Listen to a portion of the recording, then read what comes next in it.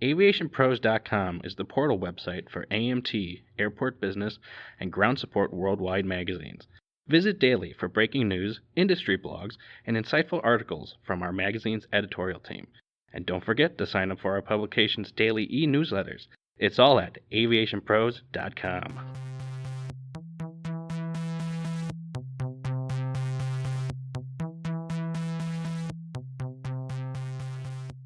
Hello and welcome to this episode of the Aviation Pros podcast. I'm Walker Yarrow, editor of AMT Magazine, and in this episode I'm joined by Stephen Jackson, principal of Aviation High School.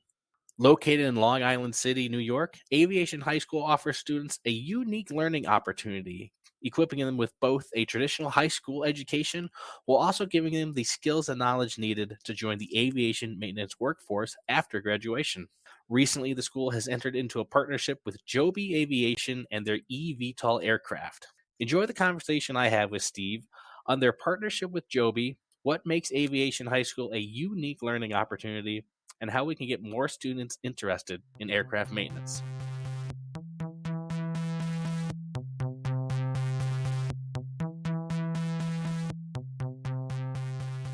Well, Steve, thank you for taking the time to chat with us this afternoon.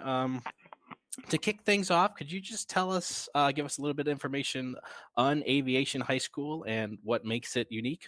Aviation High School is a New York City public high school. So we are a public school that is open to the students of the 5 boroughs of New York City. And what makes us unique, not only in New York City, but across the country, is we are also a Part 147 school. So we do everything that's required for a student to earn their airframe and or power plant license through our program. So we have a 5-year program to earn both licenses. Our students pretty much spend half their day on all aspects of the Part 147 aviation maintenance curriculum. And once they earn their licenses, they can go right to work in the airlines, especially with our major partners like Delta, JetBlue. But we have partnerships with all the airlines out there, especially the tri-state area being American and Endeavor and United. And as you can imagine, a whole range of companies nowadays that are looking to hire technicians for the many, many positions that are available in the country. Excellent. And you touched on it some there, but can you dig a little deeper, just what all the about what all the students are learning and just how they're getting equipped to go right from high school into the maintenance workforce? Sure. So as a high school, which you can imagine English, math, science, social studies, phys ed, and the arts, we also have multi-period aviation maintenance classes from 9th year through 4th year or senior year for one license, and we have an additional 5th year for the second license.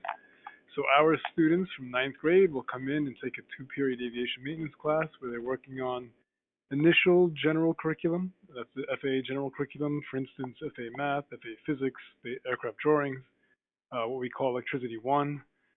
And then 10th year, they have 3 periods of aviation maintenance courses, which are, we call them rotations, because as you can imagine, the school that works on aviation maintenance has very specific rooms. So welding or propellers or avionics are very specific classrooms with very specific instructional equipment and items. So our 10th graders will start moving from class to class every 20 days, where they take ground operations for 20 days for 3 periods, weight and balance, cleaning corrosion, and so on and so forth. Base electricity, as you can kind of get the idea of what would be the general curriculum for the first 2 years of high school. So our students take the general aviation curriculum in 9th and 10th year in that process I just described. And just so everyone knows, our classes, when I say 2 or 3 periods long, the first period is lesson and the next 2 periods are work. So they are aviation maintenance labs, or we call them shops affectionately, where the students get the instruction first and then they do the skills jobs following that. Just a quick follow through on the remainder of the time in high school. Junior year, our students take 3 periods of aviation maintenance where they do half the year airframe, which is largely a sheet metal project with a composite skin on it. So they do all aspects of the drawing, the measurements, bending, cutting, fabricating an aileron, and then of course repairing, damaging it and then repairing it, all according to our class standards, but more importantly our FAA expectations and the new ACS standards. And then we have the second half of the year would be power plant, where they go over the introduction to the basic power plant coursework and working on such things as opposed engines and reciprocating engines and jet engines initially. And I say initially because it'll be senior year where they have a 4-period class. That's a 3-hour course where students either do a full year of airframe broken down into 4 rotations, again, where they rotate from class to class. An example there would be going from a portion of our on-site hangar, which has the class of landing gear and hydraulics, for example, or the class they rotate to for assembly and rigging and rotorcraft and so on. That's the full year of airframe or power plant, and power plant, of course, are the more advanced work in the engines, again, being a 4-period class. They do everything from propeller class for 40 days to advanced jets, advanced engine systems, and that's what's completed in either airframe in the senior year or power plant. And students who would like to stay for an additional year to earn their second license work on the license they did not get in 4 years. So the question we usually get with that is how many students will get both? Well, the big picture is we are a school of over 2,000 students broken down over these 5 years. The 5th year is smaller because it'll depend on the size of our senior class. So it's about 150, this year a little more, 190 students in our 5th year program. So those are the students that would earn both licenses. That means, therefore, there are some students that only earn one license because we just don't have seats available to offer every single person that wants to complete both licenses at our school. But that's the big picture of how our school works. And again, that's on top of all the academics, as you can imagine, that everyone had in high school when they were in school. Our students come from all over the city, mostly Queens. If anyone's thinking of New York City, yes, our students take the subway to get here or the bus. So that's how they commute early in the morning to get to courses that they must be on time for and must be present for at all times, because there's very strict requirements for the FAA curriculum. And as I said, our partners are here, especially now with all the jobs that have opened up and the great demand for technicians. There's constant visitors talking about the opportunities out in the field where our students are looking to take advantage of and to join we hope to join the technician workforce so they can meet this demand. Speaking of the partnerships you have, you've recently started one with Joby Aviation. Just what's kind of the history behind that partnership? How did it come about? So I believe it was the end of last school year, the 2021-22 school year. They came to me actually and my team and really just introduced us to what they were thinking and what they're working on and how they saw a fit for our school with their development of their eVTOL air taxi service. And luckily, very fortunately, like as I mentioned earlier, we have a very strong partnership with Delta. And I know Delta recently invested $60 million in Joby. So it's become like a natural fit that we're all working together. Joby is looking, of course, to be one of the competitive and the service for New York City. That anyone that's going to be flying from, let's say, the East River heliports to JFK or LaGuardia. So they came to us to talk about ways we can work together. It's still very early on in our partnership because, again, the company is developing as we talk.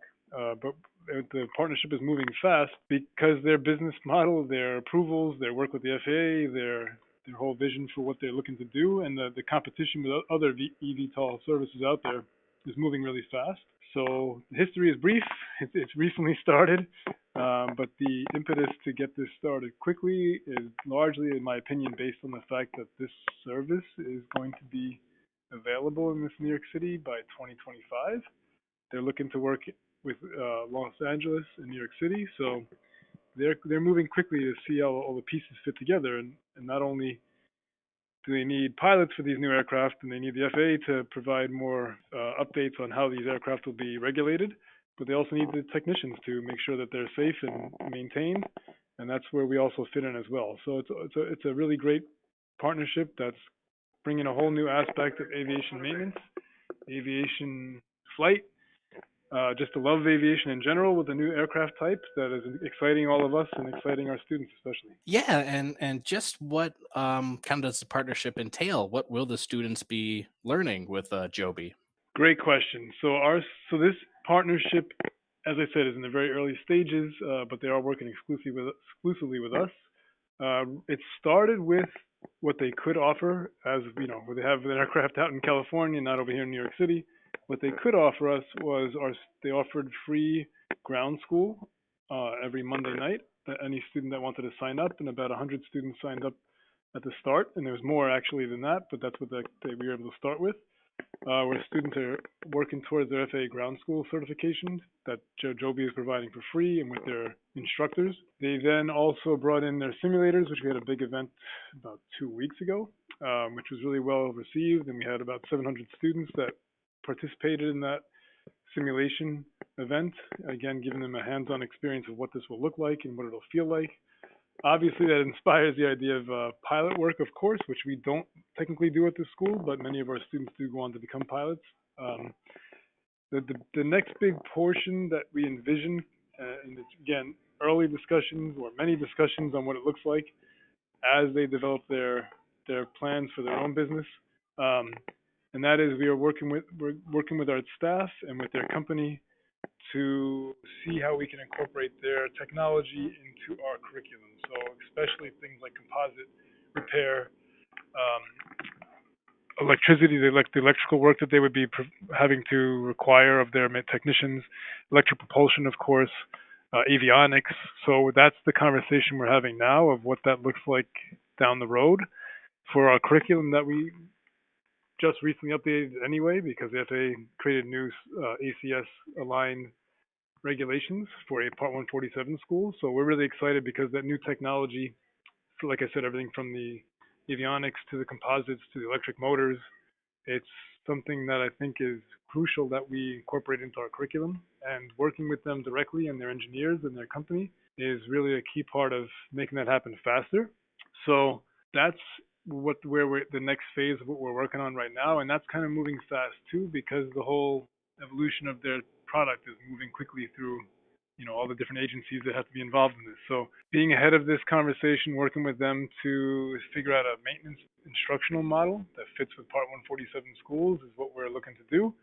We're looking to send some teachers over to them as well and see their product and get a better hands-on sense of what that looks like, possibly get hands on some of the technology to again incorporate into our lessons, and overall become more of or add to our curriculum and add to our instructional model of electric propulsion focus that gives students a better understanding of this new type of technology that's coming up really, really quickly. As you see in the news, the predictions are it'll start, by 2025, probably small scale, and then by 2030, this will be a more prevalent way of short distance travel. And by that point, we should have well been established in our curriculum, in our teaching, in our materials, and what this looks like in a Part 147 school that doesn't traditionally have the opportunity to incorporate new types of technology very often. So we're really excited about that. We're getting our staff together to work on those next steps now with their staff. Another aspect of the partnership that we're looking forward to doing actually very soon as well in this school year and in the start of next school year is to start a guest lecture series. So Joby engineers and technicians and their business also staff are going to be coming to our school to speak with our students and our staff to do a guest lecture series to highlight their work, talk about how they got how they developed their aircraft and how they are working with various agencies to get their business operating. And also, of course, talk about ways that they can utilize our work, our expertise, and our students as they get licensed, how they can use our students in their future plans as they provide this service for the residents of New York City and travelers within New York City as well. So the guest lecture series is another nice feature of the near future steps of this partnership. Excellent, and that's actually a perfect segue into my next question for you. Just what kind of is the benefit going to be for the students with this partnership? How is kind of working on the more futuristic aircraft, Joby and electric propulsion, going to be different from what they're already learning or past students have learned? That is a great question as well. So, as a Part 147 school, just to be clear, the regulations are designed for general aviation, not for eVTOL, not only for commercial aircraft, but for all types of aircraft. That's why we have everything from propeller shop to avionics classes. How does this benefit our students? Any which way, as we develop this and incorporate this into areas where we can fit it into our curriculum, will help our students with new technology, new ways of maintaining this such aircraft. And it's not just eVTOL air taxis, but obviously aircraft like the 787, composite, avionics, electrical work. So this is not something that's uniquely just air taxi based work only. So it's again exciting because this is going to be the future on a lot of different levels. I mean, computer avionics aspects of aviation are part of everything, definitely going forward. And as we map this out, and I keep saying that because obviously the regulations for what we currently teach are pretty well saturated with skills and knowledge and risk requirements. So this technology work will incorporation into our courses will benefit our students because it makes them even that much more desirable for the positions that are going to be available out there. And then literally, the jobs that currently exist will be more prevalent because this new aircraft is another aspect of what needs to be maintained. The different jobs that are also related, maybe not maintenance, but management, flight, as I said. There's a whole ecosystem that's going to be, in my opinion, involved in this new aircraft service that our students be a natural fit for, especially if they already have experience with aspects of what they expect from an air taxi service like Joby. And I know you said you're still pretty early on in the partnership here. So, what just kind of is the roadmap? Are the students actually working on anything with Joby currently, or what does the future hold for it? So they're not working currently on their technology or their equipment. That's something that we're starting first with our staff. So that's where we are right now, is to map out the curriculum alignment and what type of equipment that we can possibly obtain from Joby so that we can get a better hands-on feel of what classrooms they'll fit into. So the students themselves are getting more of the experiences of, like I said, the ground school and the simulators, because that's definitely readily available.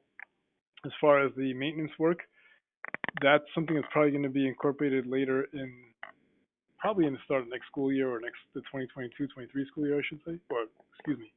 It'll probably be incorporated into the 23-24 is next school year, which is our big plan. Because again, things are moving fast, but our bigger focus right now, and luckily we have a structure in place because we just since May of 2022 to September 21st of 2022, our staff worked on all the new alignment to our old curriculum under Part 147 to the new ACS aligned Part 147 curriculum. So we have a structure in place where teachers already have been evaluating their requirements and what things have been taken out and what things have been added.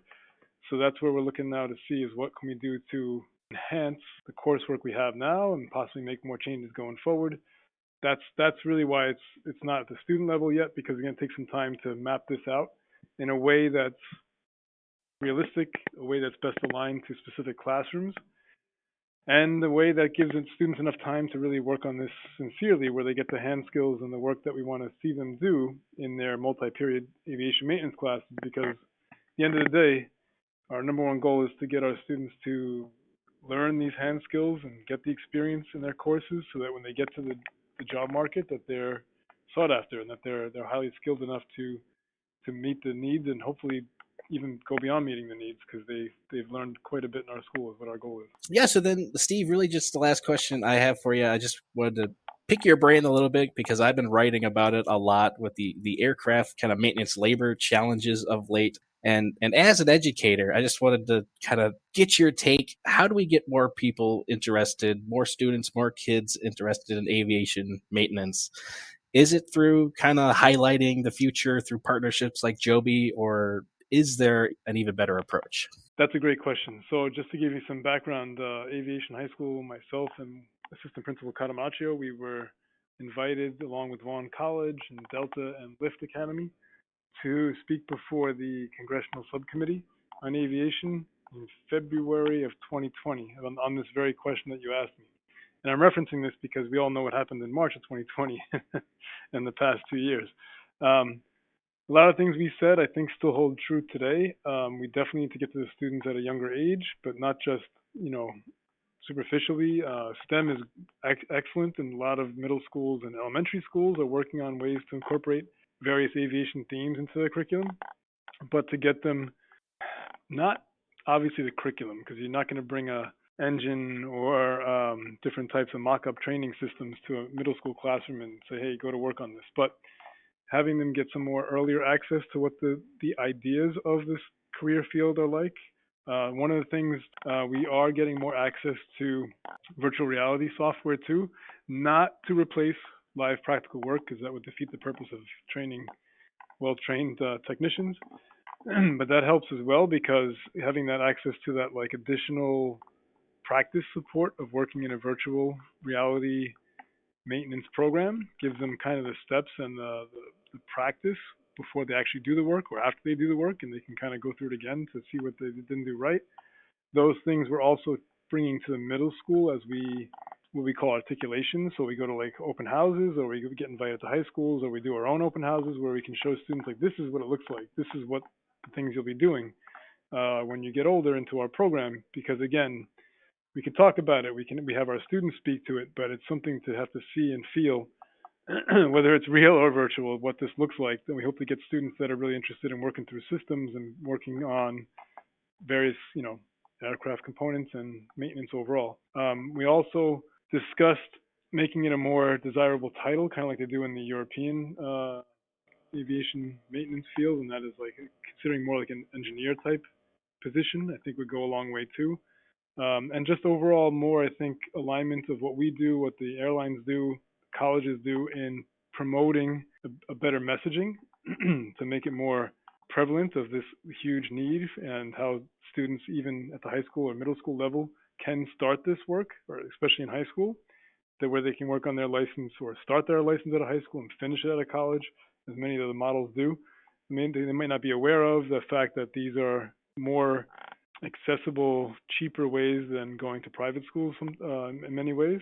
Everyone knows, and what I'm trying to say is students or people know that there's pilots that are needed. Everyone can picture what a pilot does, but they really can't. Not many people think of who's actually maintaining, repairing, or overall servicing the aircraft across the United States and across the world. So having a better picture, vision, and pathway, explanation of that pathway for students at a younger age is what we really hope is going to make a better difference going forward. I think the good news is the airlines and the country, the government, there's different advisory groups that are talking about this. So I hope to see in the near future these different groups working on encouraging more students into the various aviation pathways become more in your face, become more readily seen, become more available to younger students, because I think that'll make a larger impact going forward, as opposed to waiting to students who've graduated high school and waiting to see if they did not like college, waiting to see if they went one way in their life and they see there's jobs in the aviation industry. We hope to catch their attention earlier. Which is a challenge because there's a lot of different opportunities out there, but I think the huge demand for technicians is really creating a much better market for people to want to join this career field, because the wages are going up, the benefits are going up, the different incentives are getting created by all the various companies out there. So it's happening in various ways, and I hope that alignment comes together better going forward, that we see an even greater impact as young children enter schools like Aviation High School. And there's other high school programs across the country that do variations of what we do, or at least start what we do at the high school level.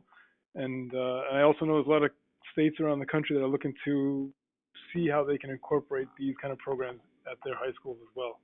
And again, whether that's you start the general in your high school and you finish the actual airframe or power plant curriculum at a local community college or school, that's how a lot of different states, I should say, are looking at this. But I think we really have to get the students younger. We have to get to more diverse student groups. There's a lot of communities out there, especially that have been recently moved to this country. That I know our students' population is very, very diverse. So we have a lot of different families that have moved to New York City, and they like this. They love this opportunity that our school provides, because they see their children working in a very well-paying job right out of high school. That's again another big selling point for people that are looking to advance quickly in their life and then for their family support. And of course, we're trying to get more students of female students and a variety of different diversity, so the industry has more students and technicians to choose from to have an even more robust workforce going forward. Thank you for listening to this episode of the Aviation Pros podcast. Be sure to visit AviationPros.com for more stories, breaking news, and expert insight from all around the aviation industry.